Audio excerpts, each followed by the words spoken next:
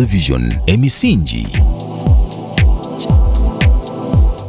Erinnya lya Mukama Yesu Kristo lyebazibwe. Mukama yebazibwe. Yebazibwe abakuuma erudde eyo, yebazibwe atukuuma erudde eno. Mwebale kwekumira ku Salt, mwebale kwagala Salt Media. N'atera ye yammwe. Mwebale kugibanga mugitegeeza abantu bangi kati abatuninga Salt olw'essaala.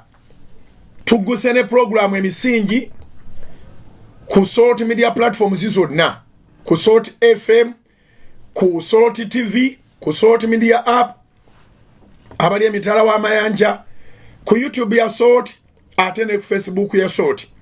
Tubaaniriza abateeka mu data wamwe, Katonda akibabalire. Abagula amanda, Mukama akibabalire. Abasasula amasanyalaze, obudde bwennyini bwe mutuwa, tubebaliza Katonda.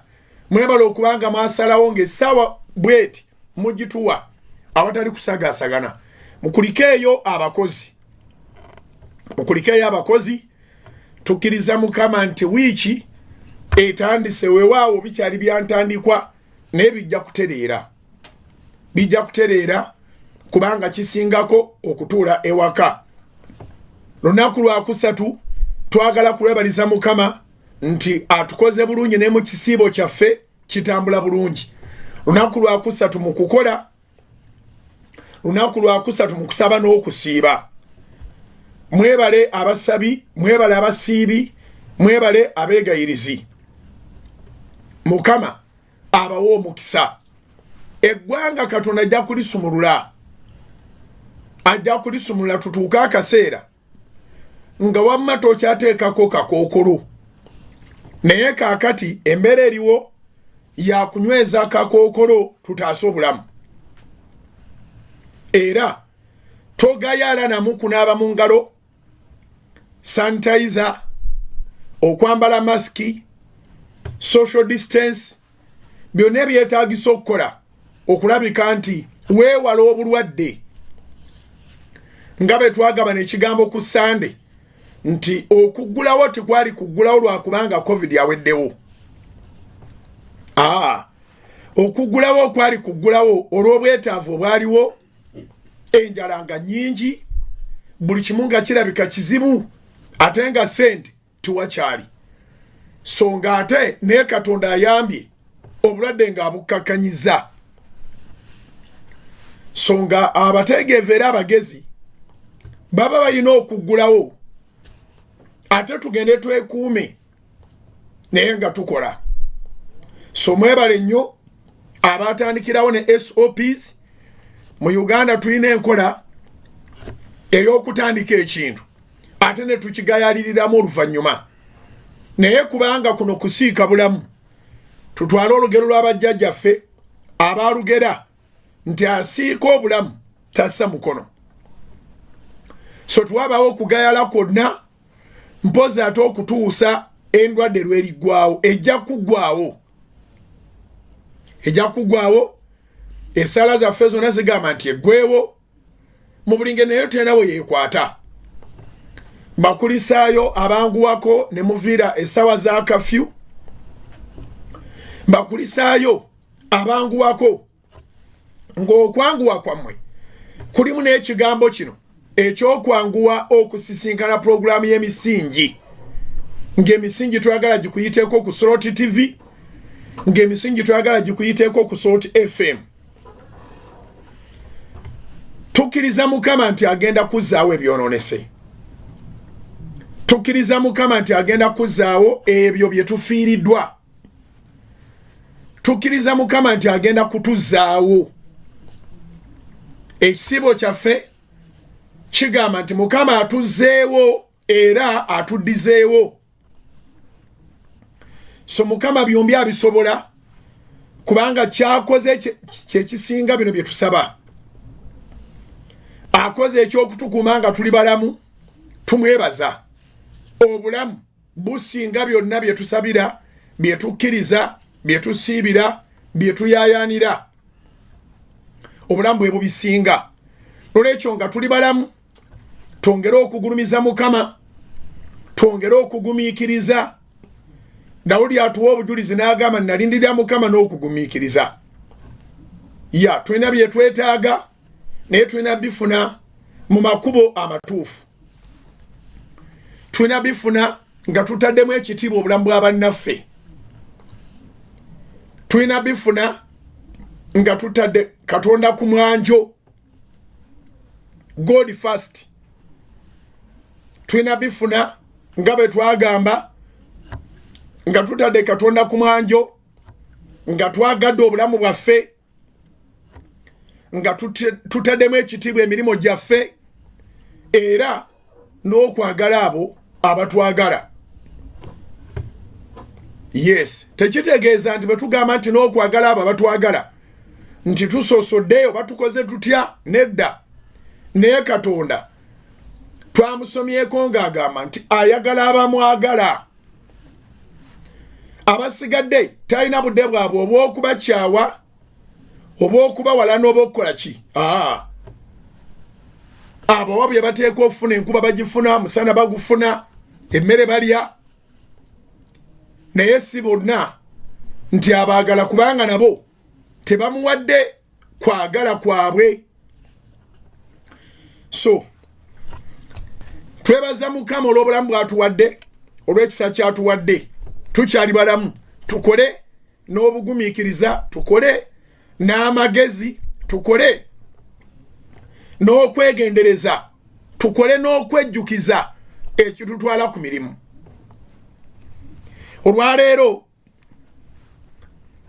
tugenda kuddayo okwo wali we twaleka topiki yaffe.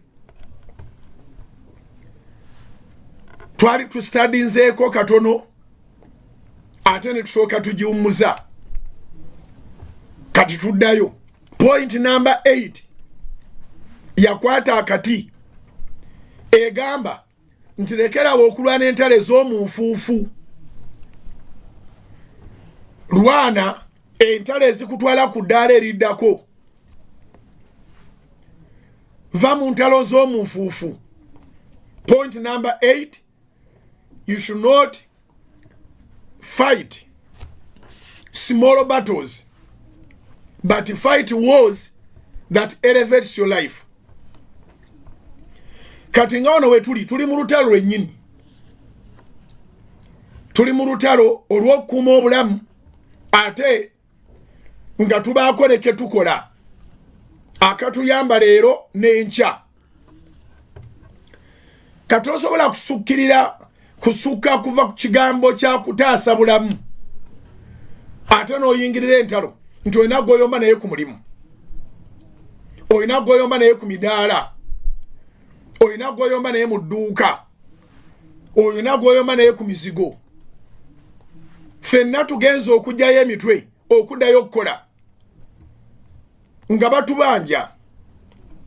batubanja gye tusula, batubanja gye tukolera, nga tulina olutalo olw'okulwana, olw'okwejja mu mizigo. Tulina olutalo olw'okulwana, olw'okwejja mu mabanja tubeere debt free. Tulina olutalo olw'okulwana, olw'okubanga tubeera n'obulamu obweyagaza, tuddeyo mu bulamu bwaffe, ate tuteekereteekere future. So kenkujjukizeemu katono point zaffe 12, ate oluvannyuma tuddeyo tusome nga tuva ku point number 9 ne 10, kubanga 8 ndowooza tugyogeddeko ekimala. Point zaffe, point number 1, stop complaining. Tewali budde bwakwemulugunya, obudde obuliwo bwakubaako kye tukola. Nziramu. Point number 1, stop complaining, because there's no time of complaining, but there's only time of doing something. Point number 2, manage your emotions. Tokaabira woototeekerwa kaabira, tonyiigira woototeekerwa kunyiigira. Ebintu ebimu bireke.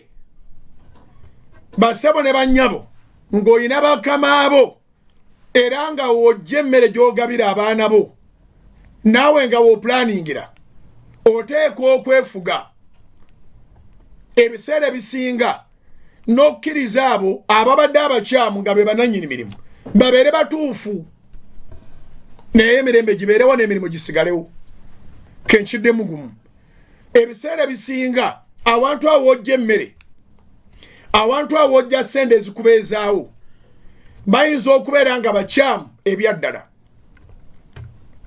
naye kikugwanidde okwefuga n'obaleka ne babeera batuufu emirembe gibeerewo n'emirimu gibeerewo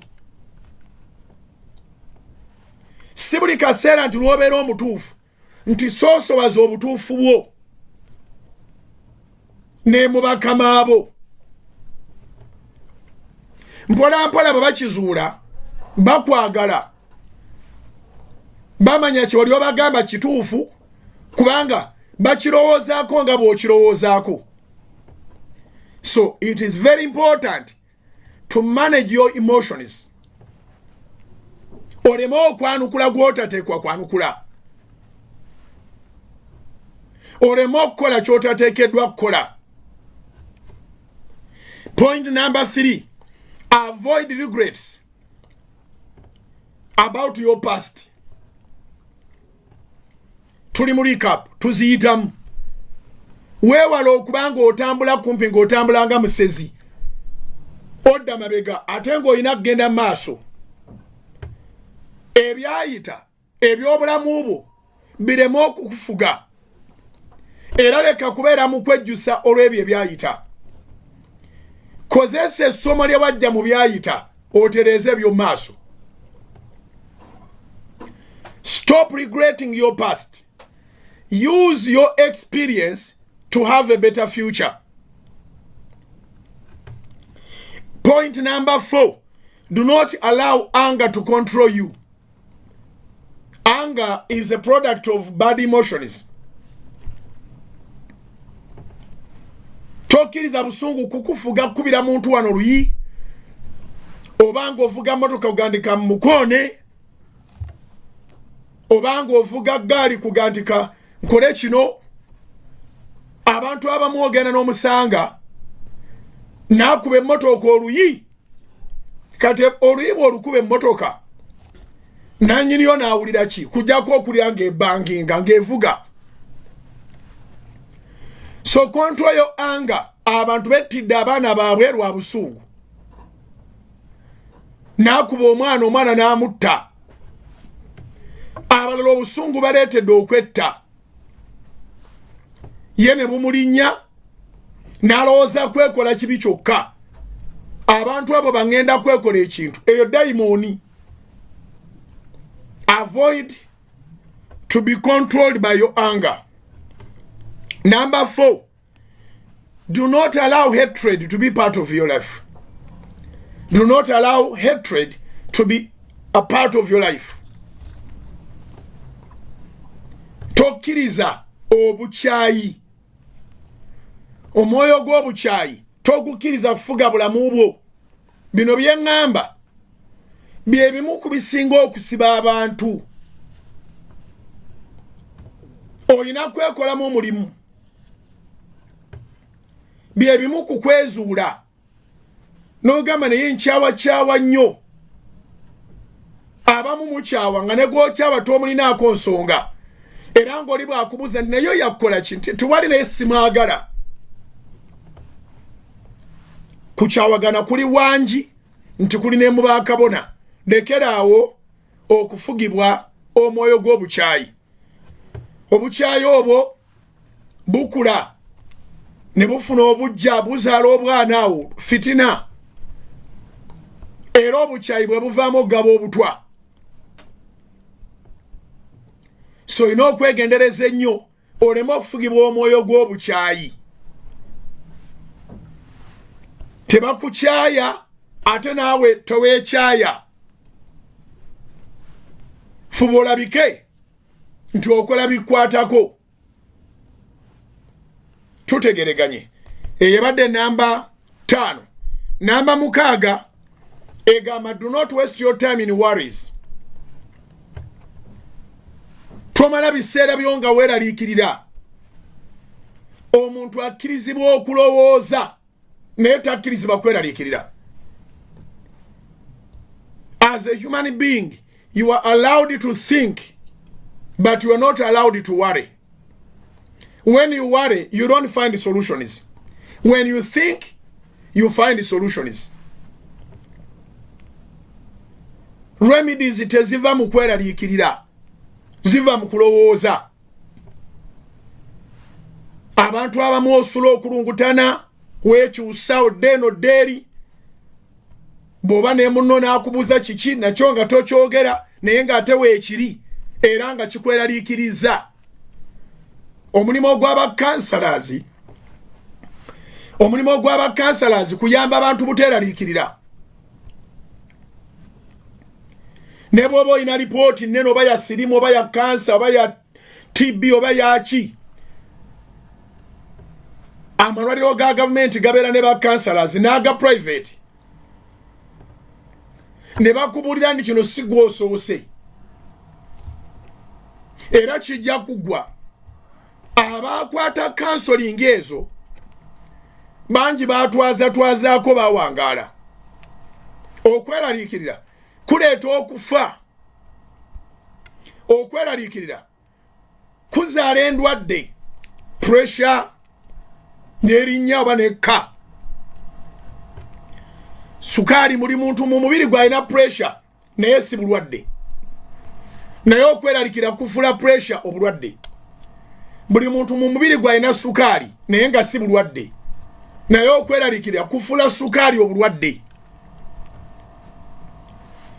So lekeraawo okweraliikirira. Ate ekikulu nnyo okubanga ensonga z'ozikwasanga Katonda. Yiga okwesiga Katonda n'ebikunyiga. Yiga okwesiga Katonda n'ebikweraliikiriza. Ayogera mu kitabo kya Zabbuli eya 55 wandiika gwe alina ekitabo n'ekkalaamu olunyiriri olwa 22 kyokweraliikirirako okusindikiriza engeri ye. Nga bw'olaba omwana baddira okweraliikirira kwe n'akusindikiriza eri ddadi oba mami.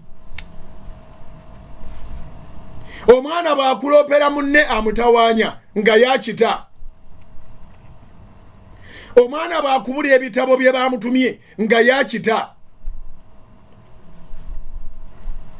Omwana bw'akubulira fees ze yeetaaga nga yakita. So mu nyumba ya Mukama tuli baana. Let us cast all our burdens to our Father. So Psalms 55 verse 22, it teaches us to cast all our burdens unto him and he will sustain us. Okweraliikirako gwe kukumenya bumenya tekukusustaininga. Ate n'ayogera mu ndagaano empya Matayo 11:28 nalwo luwandiike. Matthew 11:28 agamba bw'ati nti mujje gye ndi mmwe mwenna abakooye era abazitoowereddwa nange n'abawummuza. Tuyita mu bintu bingi ensi eri stressful nnyo naye weeweeyo omuwe ebikukooye era ebikuzitooweredde anaakuwummuza. Come to me all of you who are weary and heavy laden, and I will give you rest. Matthew chapter 11 verse 28. You can't rest if you keep that baggage on your life. Toyina bw'owummula ng'oddidde emirimu egyandibadde gisobolwa Katonda gwe n'ogyesigaliza. In fact, okweraliikirira kwaffe kwonna si kwa nsonga. Musumba bugingo ki ekikwogeza bw'otyo? Ensonga zange ky'ogamba si nsonga. Ensonga yandibadde etweraliikiriza teyandibadde nga ya mabanja, teyandibadde nga ya kuwasa, teyandibadde nga ya kufumbirwa, teyandibadde nga ya kuzaala, teyandibadde ya luzaalo kye ŋŋamba, teyandibadde ya kuba nti oli mulwadde. twandyeraliikiridde ekintu eki tiyandibadde ya ssente twandyeraliikiridde ekintu kimu wiiki ejja tunaabeerawo tutya kubanga ssente nga ze zikweraliikiriza omusolo asobola okujja n'azikuwa oyinza okubanga weraliikidde oluzaalo naye kubanga weegatta ne balo ogenda okugira oti ng'oluzaalo omwana mwali mu lubuto oluusi weeraliikire watodde ebisigadde byonna bisoboka okuva ewantu wonna wano mu nsi naye obulamu tebuliiko gye buva okweraliikira okw'ensonga kwandibadde nti akawunti zange zonna zijjudde ebintu byange byonna mbirina naye omukka gwo gwe siina we nguterese n'agujjawa gwe ŋŋenda okussa mu wiiki ejja n'olwekyo tweraliikirira ebitali bya nsonga ate ebyo ebyandibadde eby'ensonga ate ebyo twabirekera Katonda buli muntu akimanyi nti enkya ajja kubaawo Mukama bw'anaaba ayagadde obanga ayagala obeerewo lwaki tomukwasa okwagala sirove mu kizibu ekikweraliikiriza let his will be spread everywhere wiru ya Mukama bwebanga yeneekubeezaawo enkya era leka wiru ya Mukama yebeekola n'emu ebyo ebikweraliikiriza mugambe Mukama nti mbitadde mu kwagalako. Point number 6, don't waste your time in worries. Teweraliikirira Matayo sura ya 6 okuva ku 25 okweyongerayo. Matthew chapter 6 verse 25 onwards. Jesus talked so much about worry. Obulamu businga byonna, obulamu businga engoye, obulamu businga sente, bw'oba oli mulamu saba busabi Katonda akublessinge naye teweeraliikirira. Bw'aba wayagala okusiba akusibe, abantu babasiba mu makomera ne bavaayo. Mandela baamusiba n'amalayo emyaka 27 n'akuuma emirembe mu mutima gwe n'avaayo n'afuga ate n'afuga abaamusiba. So ne bw'oba olina bbanja ne bekiba ki nga kirabika kikuviirako okuyingira ekkomera teweeraliikirira. Let God's will be done. Point number 7, do not waste your time on revenge. Tomala budde ng'oyagala kwesasuza. Nabagamba nti oli yagamba nti best revenge kwe kwongera okukola ebirungi era ebituufu. Revenge ennungi kwe kukola ebiruma Setaani ebitalina bulamu bwe byagala kujjawo, ebitalina bulamu bwe byagala kukosa. Mukwano gwange omu baamubba kitalo nnyo nti oyo gwe njogerako kati yafa, eyamubba akyali mulamu. Naye yajja n'aneebuuzaako ng'ayagala akoone n'emmotoka oyo yamubba. Ne mugamba eky'okumukwana n'emmotoka kajja kuba kabenje, ayinza okufa ayinza obutafa. Naye ate tekinunula kiri kye baakubbako, kubanga kye baamubbako baakibba nnyo to the extent nti amateeka gonna galaga nga kyona eyabba.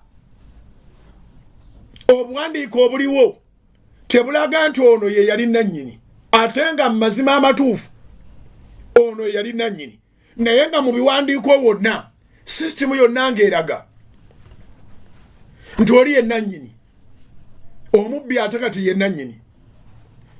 So nga talina bwakimununulako mu mateeka n'asalawo amukoona amutte, era ng'amanyi bulungi entambula ze, amanyi waasobola omusanga ku bigere n'akuba n'emmotoka.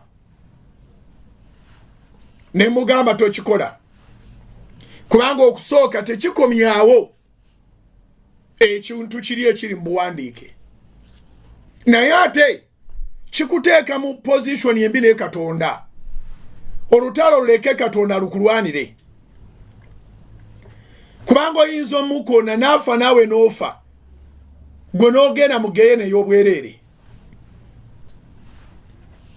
Teweerwanira olutalo lwonna bw'olaba nga lutuuse mu revenge lulekere Katonda. Zabuli 91 gwawandiika ennyiriri okuva ku nnyo olusooka. Okuwalana eggwanga kwa Mukama eyeetaaga okubonereza mulekere Katonda alimubonereza. Topanga kugula batemu, topanga kumukoona na mmotoka, topanga ngeri yonna eneekuleetera ate emitawaana mu nsi n'emuggulu. Naye saamanya nti gwe nali njogera naye yali asigazaayo akakiseera katono afe. Naye nebaza Mukama nti yafa bulungi, teyatta gwe yali agenda okutta. Wangi nebaza Mukama nti mukwano gwange oyo yafa bulungi, tiyatta gwe yali agenda okutta. Era kitole kati ne bwe njikuteerako n'ogiwulira omanya nti ono akyali omulamu mubbi. Oli eyafa ye yali nannyini. Kubanga ne keesi yaabwe ipopera bwe njikoonako katono nnyo osobola ogitegeera. Actually eyabba nga bw'akyali omulamu bw'aba awuliriza solo tiyeetegedde, naye tiyamanya nti ate gwe yabba yali agenze wala nga agenda kumutta. Naye olw'okuba Mukama yanteeka mu position ey'okulyowa emyoyo, omwoyo gwe ne gutoola obulamu okuyita mu kigambo, n'oli n'abeera mulamu. Counseling ne guidance gye namuwa tetwali mu misingi, twali mu office. Kati ngireese ne mu misingi, ne waayitawo emyaka ng'ena kasokere tutula ne tunyumya naye, era yagenda okufanga mukwano gwange, namuwa ne Bible gye nali namala okumaakinga yonna. N'alwalamu katono n'agenda eri Mukama. Ono n'asigala ku nsi bw'atalitereeza bulamu bwe. Waakiri ajja kugenda n'ekikolobero kye. Bulijjo abantu betwagala okwesasulizaako, betwagala okuwolerera kw'eggwanga, kiba kitegeeza nti balina omusango.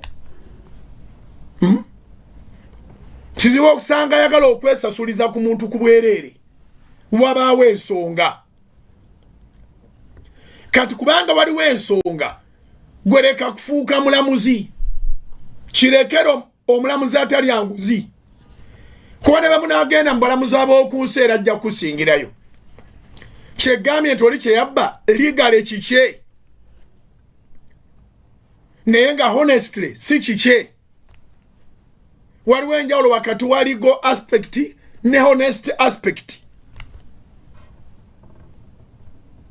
Legality egoberera amateeka, honest egoberera mutima na mazima. So nga bw'okimanyi nti alina omusango, ate Katonda akimanyi nnyo nti omuntu oyo gwe yagala okuwolerako eggwanga alina omusango.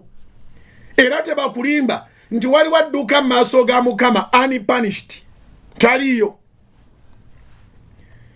Y'ensonga eyategekesa geyeena. Abamu bakuŋŋaanya ebibi ku binnaabyo, bibi ku binnaabyo, olowooza akukoze obubi naye ne be yakola obubi okusinga bayakola obubi. Mulekere Katonda. Mulekere ani? Mulekere Katonda. Zabuli 94 olunya olusooka, Mukama yatuyamba okuwolera eggwanga, ffe ne tutambula nga tuli baddembe. That is point number 7. Do not waste your time on revenge. Bwe baba bakuba ekintu katukola. Twala ekyokulabirako eky'emiyembe, ekyaffene, ekyajjambula, emiti gyonna gye tujjako ebibala, ovakado, gibala ebibala, ne tujjayo ebibala. Oluusi ne gisigaza enkovu nnyingi. Babukubi nkonyogo okola otya? Toguyisa bulungi ng'ojjayo by'ogenda okujjayo. Naye tewali muti gutugoberera. Omuti guddamu ne gubala bubazi. Omuti guddamu ne gubala bubazi bibala birala. Sizoni eno gubala ne mubitwala, ate nga mulese mugukubye enkonyogo mukoze mutya. Sizoni eddako ne gusangibanga gubaza okusinga bwe gwali gwabalaluli n'olwekyo gwalina kye baakukola oba kye baakubba weetwala okubanga omuti mu kaseera ako baakuggyako ebibala kkiriza Katonda nti obanga balina kye baakuggyako luli Katonda agenda kukuwa ate ekisinga kye baatwala. Bakujjako sente, bakujjako mukazi, bakujjako musajja, bakujjako ebintu ebyo bitera okunyiza ettaka, bakujjako kiki ojafuna ekirala omubbi talina mukisa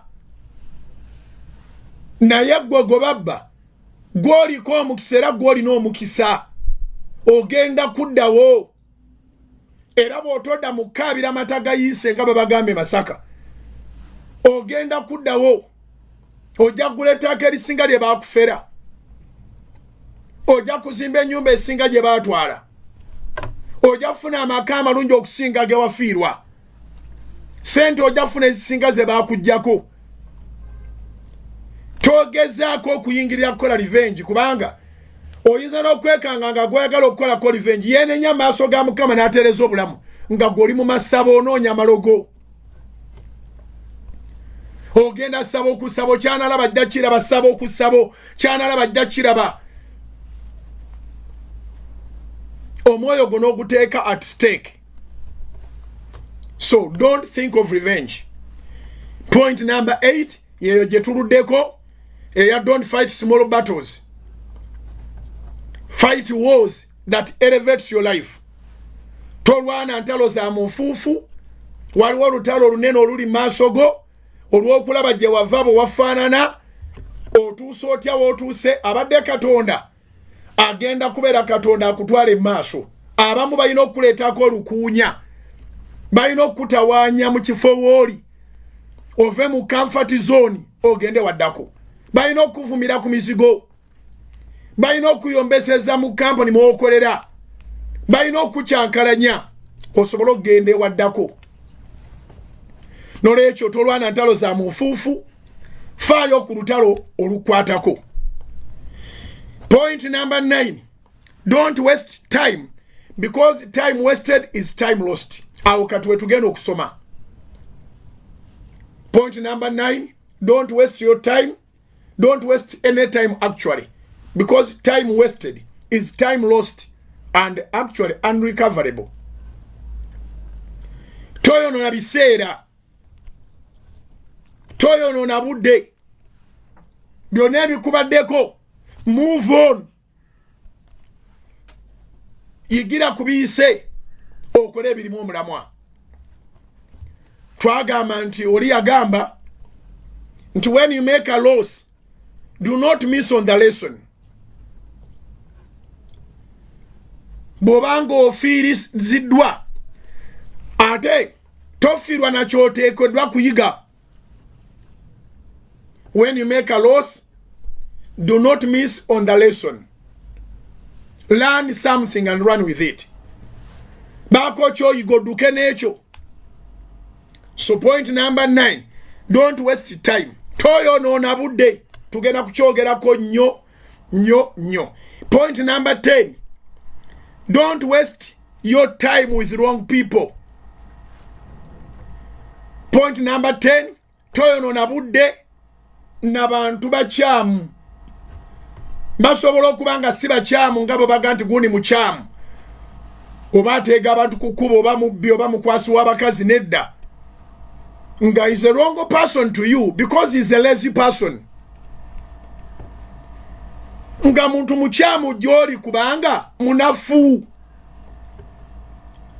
Basaba ne bannyabo tuwali yeetaaga munafu, ne Bayibuli egamba nti ekyuma kiwagala kyuma.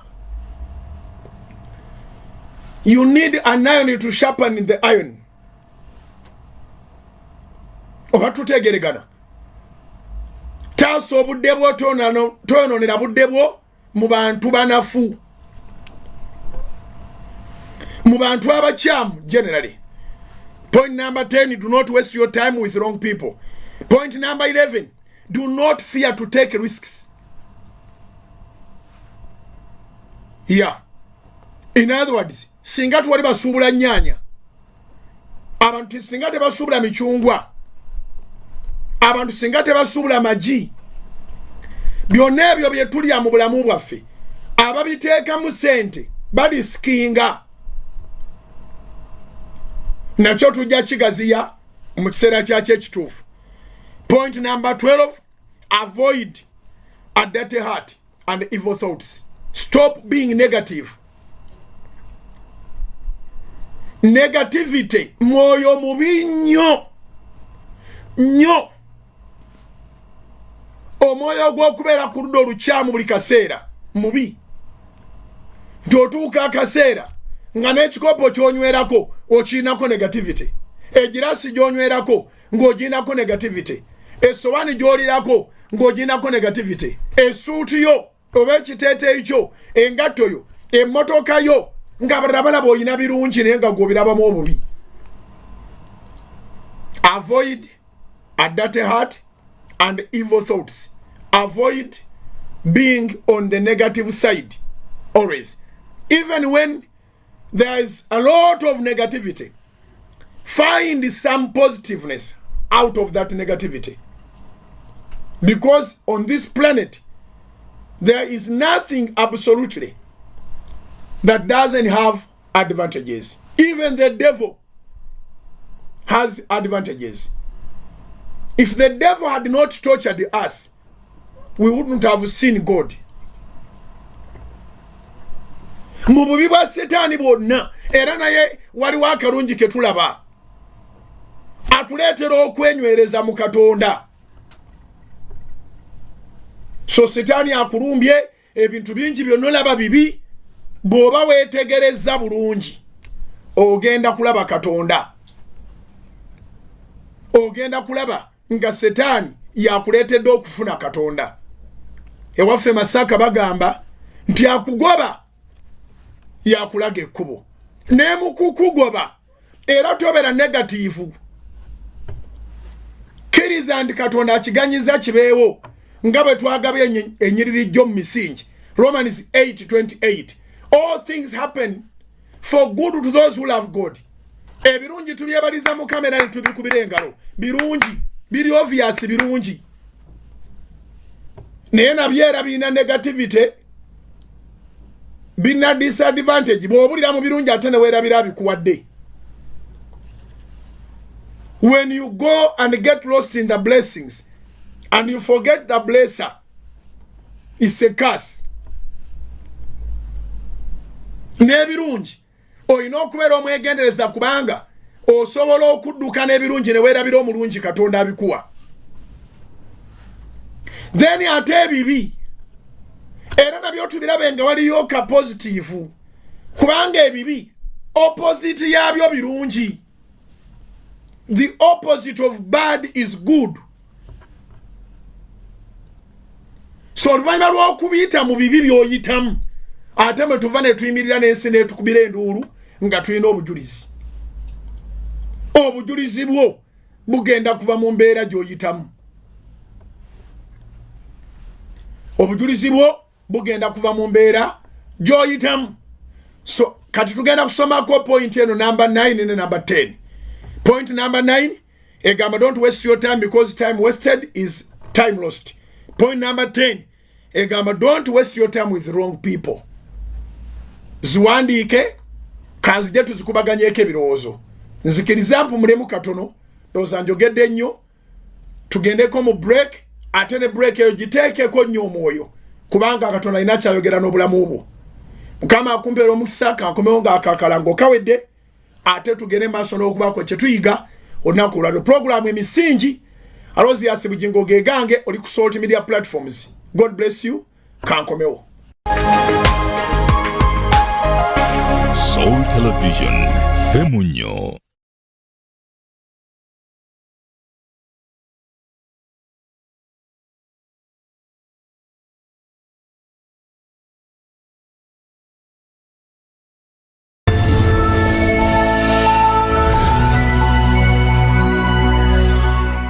Erinnya lya Mukama Yesu Kristo lyebazibwe abooluganda.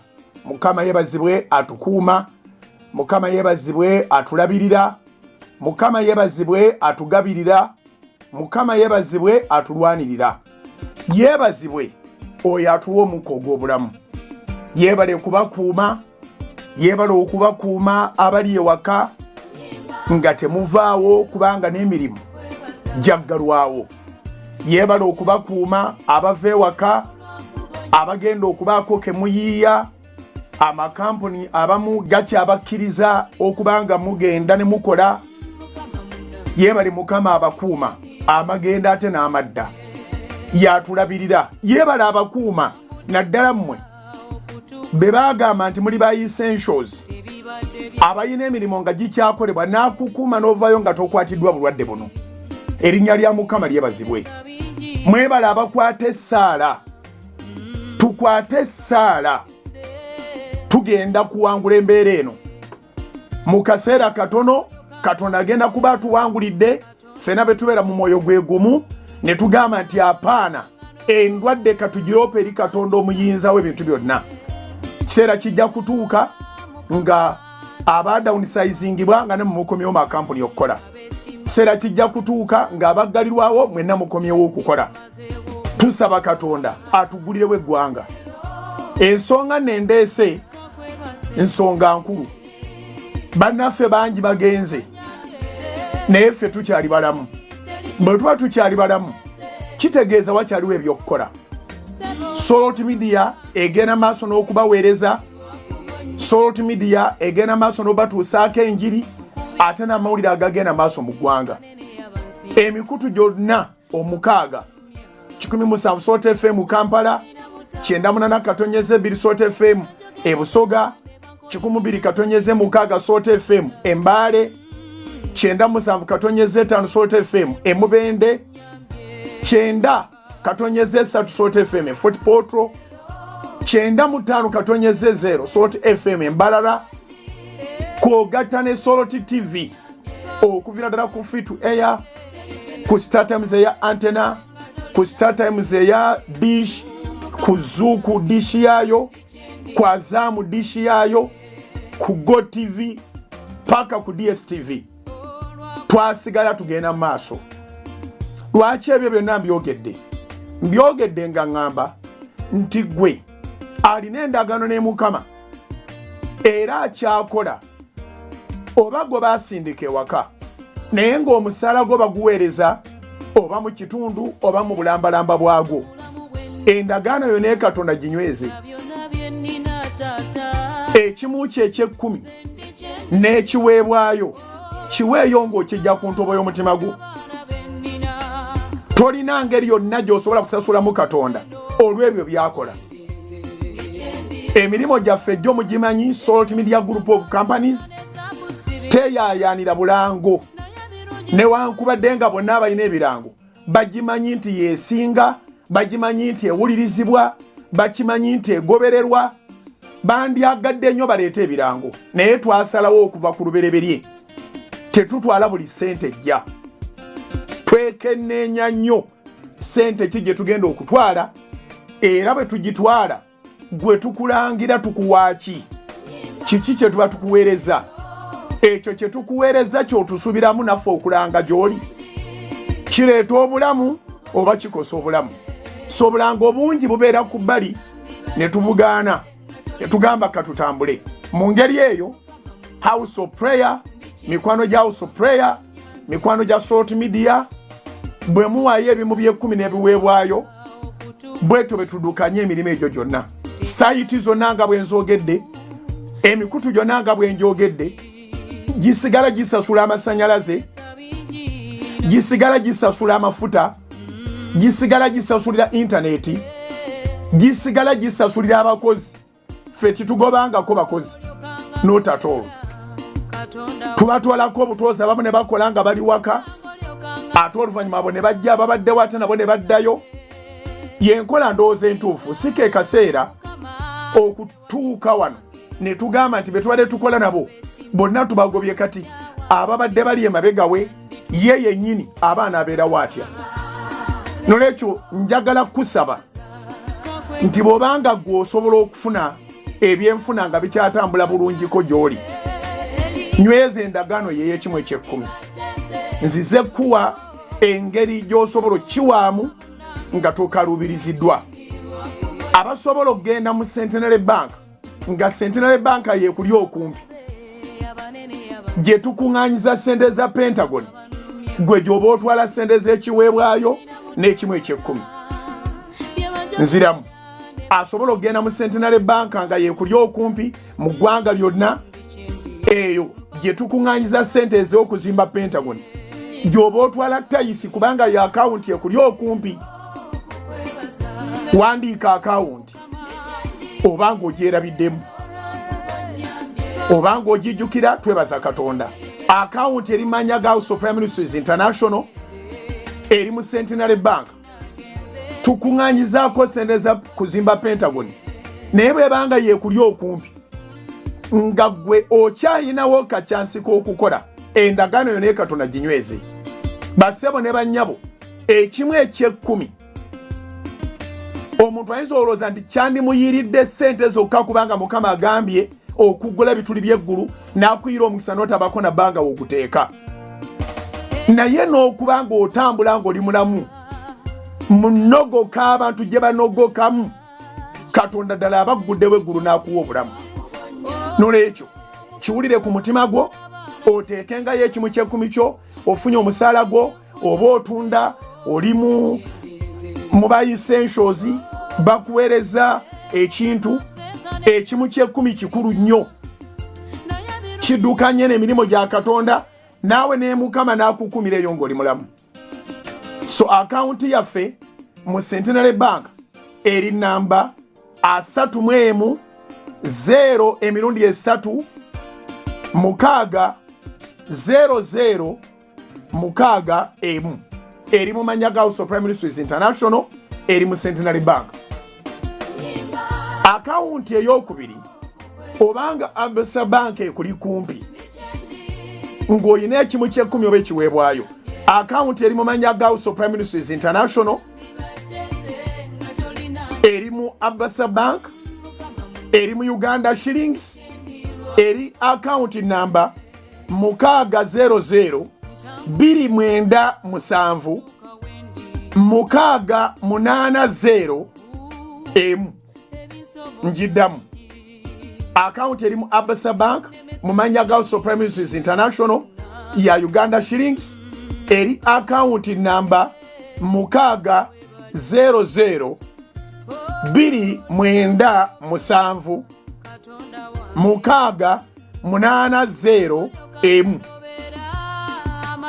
Oyinza ogamba nti nze njagala kuwa kimu kya 10 naye ate kiri mu $. Eyo akawunti eya $, yo tulina eri mu Absa Bank, eri mu mannya ga House of Prime Ministers International, eri akawunti namba 600 479 3410.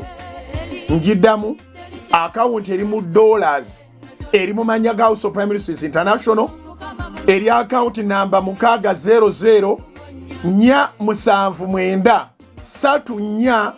3410. Zezo akawunti 3 zengabye. Katonda akuwa omukisa bw'obanga okyayinawo akadirisa akayingiza, teweerabira ndagaano yo ne Katonda, ne Katonda anaatuukirizanga bye yasuubiza. Ffe abasobola okubaako ke tukwasa tubeere beesigwa n'ebimu by'ekkumi n'ebiweebwayo, ate nga betusabira bannaffe, nga betusabira eggwanga liddemu lyeggule, buli muntu asobole okuba nga addamu okuba nga akola. Teweerabira nti ako okoofisaawo gabanako n'abantu abalala. Katonda wa Ibulayimu ne Isaaka ne Yakobo mu linnya erisinga amannya gonna erya Mukama waffe Yesu, ekigambo nga bwe wakitadde ku mutima gwange nkibuulidde abantu, era nakusabye nti okiteeke ku mitima gyabwe bakole kye bateekeddwa okukola. Nkwegayiridde abali ku Salt TV, abali ku Salt FM zonna, nga kiyingidde mu mitima gyabwe obabalira omukisa okuva ku bigere bye batambula ogenda ku akawunti ezo okutayithinga n'okuofaringa. Naffe eno nga tutambuza emirimu, naawe otambuze egyabwe n'obulamu bwabwe obuteekeko olukomera. Kino ekiyita kibayiteko kigende mu linnya lya Yesu. Basimatuke embeera yonna ey'endwadde, embeera yonna ey'okusoomoozebwa, obateekeko bamalayika basisira okubakuuma. Si gwoyogera nti abantu bakunyaga naye bakunyaga batya, n'ogamba bakunyagako ebimu eby'ekkumi n'ebiweebwayo, n'ogamba naye baleete ekimu ky'ekkumi ekiramba balabe bw'otoogula ebituli by'eggulu n'obayira omukisa ne wataba na bbanga we gulijja. Mu mukisa taata mwe muli obulamu bwe tulina. Bawo omukisa mukamange taata abo abakyasobola okubaako kye bayingiza. Tuggulirewo eggwanga lyaffe Mukama, n'abo abatalinamu wadde ekikumi nabo baddeyo bakole. Era nsaba omutima omulungi okubona eggwanga lino ng'oyo alina kayingiza bw'ayawulako ekikyo nga Mukama n'afunako ekiki ekisigadde wagabane n'abooluganda. Nkirangiridde ng'omusajja wa Katonda mu linnya lya Yesu, otuwe obuwanguzi, otuwe obuwangaazi. Amiina. Mukama akuwe omukisa mu linnya lya Yesu. God bless you.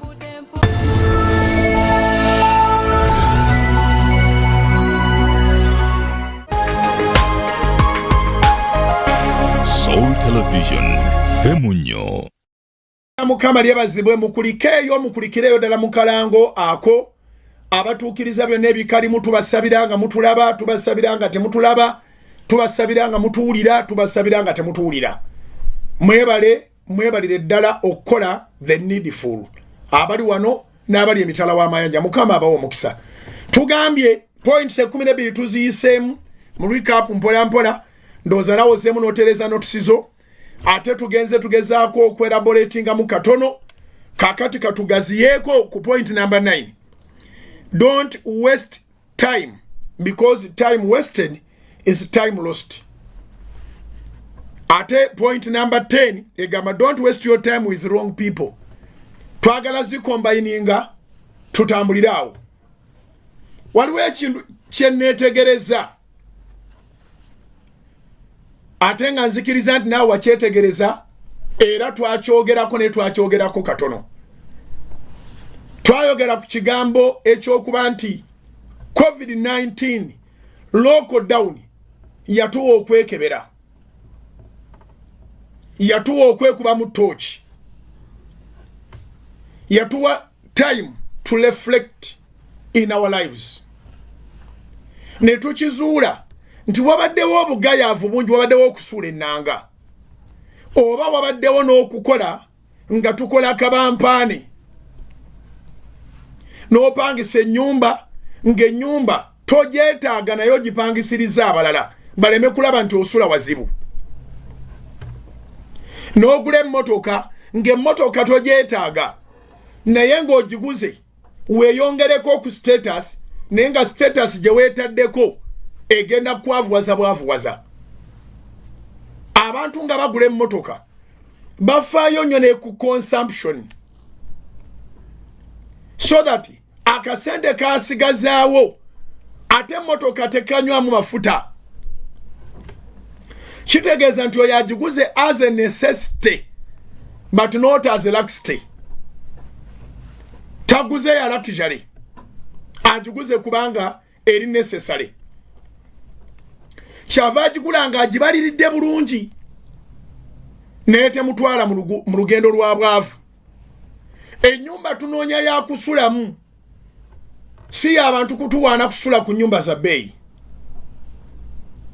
Tutegereganye ne tukizuula nti tubadde tukola expenses eziteetaagisa, unnecessary expenditure. Financial discipline ye yatuviirako okulumwa enjala. Abamu gye bamala gatuuma amannya nga tebamanyi n'amannya ago lwaki weegali, n'owulira ng'olyaga nti enjala yetuliko bagiyita ani amuwadde akatebe. Covid atuleetedde enjala gye bayita Ssebaaseka. I think kubanga abamu temumanyi history, temumanyi Ssebaaseka kitegeeza ki, naye ng'ebyafaayo biraga nti enjala eyo omuntu we yeesigamanga bw'ati taata akooye naye nga ensi terimu kyakulya. Omuntu bw'afa amaaso gavaayo n'amannyo kubanga bwobeerawo obulumi, era bye bazza amaaso ne bazza n'emimwa, ebisigadde ebitundu ne babigolola. Kati omwana bwe baamutumanga mu njala eyo, genda olabe kitaawo bw'ali, yakomangawo ng'agandi nsanze Ssebaaseka kati abakulu bakitegeeranga nti yakutusedda kati abadde bakozesa ekigambo ekyo mu biseera bya covid tekibadde kituufu tiwabaddeyo omuntu asangiddwa enjala tetutuusizaawo awo naye tukebere enjala etulumye yatulanga ki mu kaseera kano nga tuzzeeyo okukola be tutasoma bintu bino ne tubitegeera kitegeeza nti embeera ne bwetetuddamu ne bwataddamu kubeerawo lockdown nabagamba waliwo lockdown erisinga okubeera very dangerous ng'enoonya omu emyaka gye egy'amaanyi ne giggwayo n'obeera lockdown nga tosobola kuddamu kuyiriba emyaka gye egy'amaanyi ne giggwayo office ne bagigaba nga tosobola kuddamu kufuna employment anywhere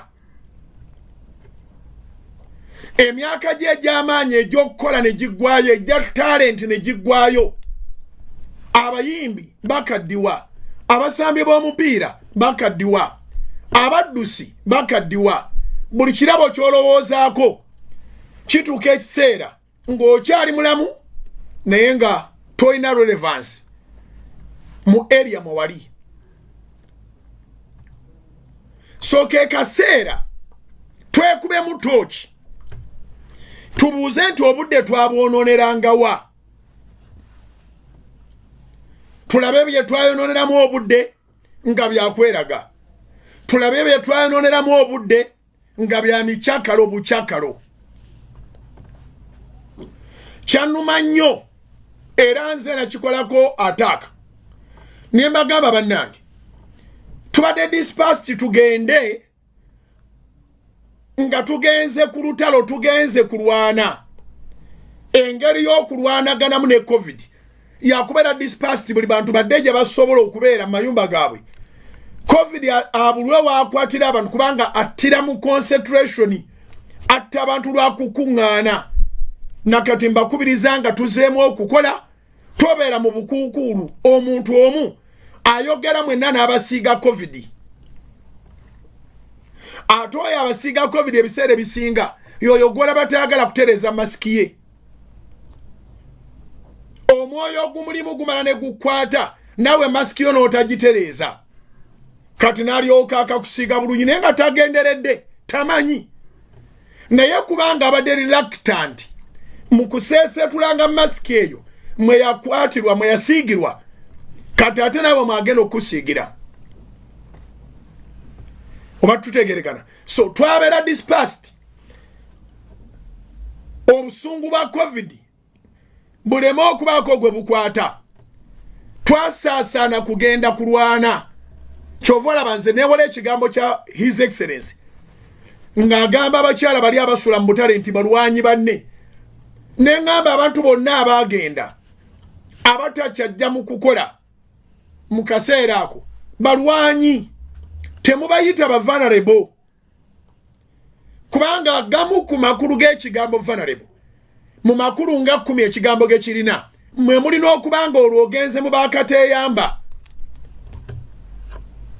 naye nga gwe bayise kateeyamba abadde muvuzi wa booda egy'obukuliyeta eyeetandikirawo omulimu gwe bayise kateeyamba abadde muvuzi wa taxi egy'obukuliyeta taxi si za gavumenti gwe bayise kateeyamba abadde mukozi wa musaaluuni wangi kateeyamba abadde mukozi wa musaaluuni gwe bayise kateeyamba abadde gayidi w'omupaaka ayamba emmotoka asasulwanga emmotoka zifuluma kateeyamba gwe bayise kateeyamba kondakita by the way the list is endless naye be bayita bakateeyamba bonna list eyafuluma eyasooka temwalimu balema genda ogikebere list eyasooka temwalimu balema obudde bumpeddeko obudde budduka okukamala temwali mu balema kubanga abalema bayogera dda ne bagamba nti obulema si buteesobola. Disability is not an ability. Abantu bonna be bayogerako be bantu abalamu. Kati mukkirize muwulirize nga Soloti tusorting out ensonga eno. Oleme kubeera vulnerable ate ne mu future kondakita bw'okola akasente ofiseeko, driver bw'okola akasente ofiseeko, owa boda bw'okola akasente ofiseeko, owa saluni bw'okola akasente ofiseeko. Ngezaako okujjukira abantu be bagenda bayita ba vulnerable. N'abamu ne bagamba nti kabejjeyo bo tibabatadde ku listi naye nabo bali vulnerable. Ne bw'oba oyitibwa kino ekigambo kya hand to mouth nti kookolayo okoolya, ako koolya osobola okumenyako n'otereka. Era bagenda okumaliza nga ba vulnerable abali mu ggwanga tebasobodde batuusaako mmere bonna. Twebaza president olw'okuteekinga decision wadde nga covid akyaliwo n'agamba naye abantu baddeyo beetakulire beekuume bakuume obulamu bwabwe tusobole okulwanyisa obulwadde. Naye abantu abali mu cluster y'aba vulnerables bonna basiiba bakwata ku kasente, but they wasted their time. Or they wasted their time with wrong people. Wabeera n'abatakuwa magezi kubanga obeera otya ng'oli mu saaluuni gye mmanyi engeri gyefunamu, oba ng'oli kondakita, oba ng'oli bulooka, oba ng'oli driver, nga bwe bagamba nti stop enkya terikola oba tokyalina kintu. Tutandikira awo enkya kandeka amawulire ga Soloti TV gagende maaso ne programu ya Soloti FM nesigala ng'okirowoozaako naddala bw'oba wali mu klasi ya be bayita ba vulnerable. Tugenda kwogera ebigambo ebisobola okutujjako ekikwa bwe kityo. Alozias Bugingo gegange wekumire ku misingi mwebala abasiibi tugende maaso n'okunyweza eviivi eddembe lyaffe likomewo. Mukama abawo omukisa temuvaawo abalala batandikire wenkomye. Soul Television, Femunyo. Up next on Soul Television, Omunyo Kusatu.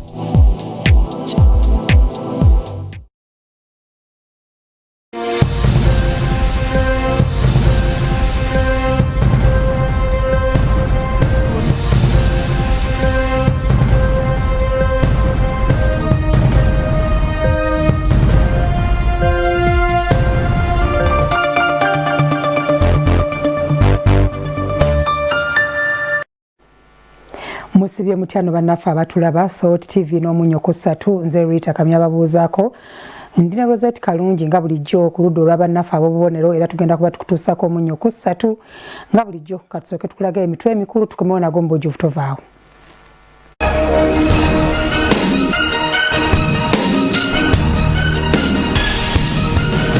Omukulembeze bw'ovaayo ate n'ogamba nti nno mu kanisa oba mu kereziya oba mu mizikiti yeri abasinga okusaasaanya obulwadde buno obwa covid. Nze ndaba oba weerimbye naffe okutulimba. Ennaku enkaaga nnyingi ababaka boogedde ku ky'obutaggula masinzizo.